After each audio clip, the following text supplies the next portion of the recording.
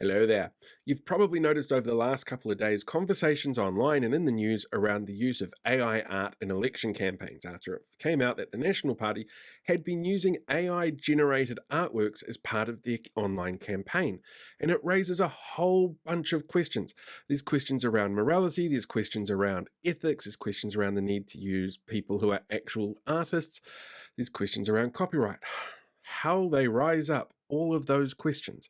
But don't panic. I'm going to sit down and break it down for you very quickly around the copyright side of things, because that is surprisingly easy to get into if you know what it is that you're looking for. So, the first thing that you need to know about any form of AI art is that it's what we call generative.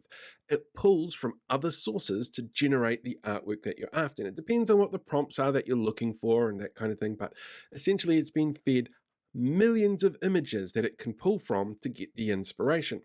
And those images may be copyright, which is where the problem comes in, because AI art cannot create anything technically original. It only recreates elements from other things. It's one of the reasons why it has such a problem with things like skin tone, the number of fingers that you've got, people's teeth. There's a lot of issues that it really just can't handle because it's feeding in from so many different sources. Now, this is kind of legal in the same way that that Eminem ad that National used a few years ago was pretty legal, in that those artworks that are copyrighted that are being fed into this machine are still protected by law. Now, in this country, we don't have a law that specifically says artwork has to be made by humans to be copyrighted, but it's implied that it would be man made and man produced. In the United States, they have a law that really specifically states that it has to be a man made item for it to be covered under their copyright laws. And in I think it's February this year, Getty Images actually sued an AI art generator for feeding in thousands of copyrighted pieces of work that they hadn't paid for from the Getty Images catalog to inform its decision making process and how the AI generator was going to work.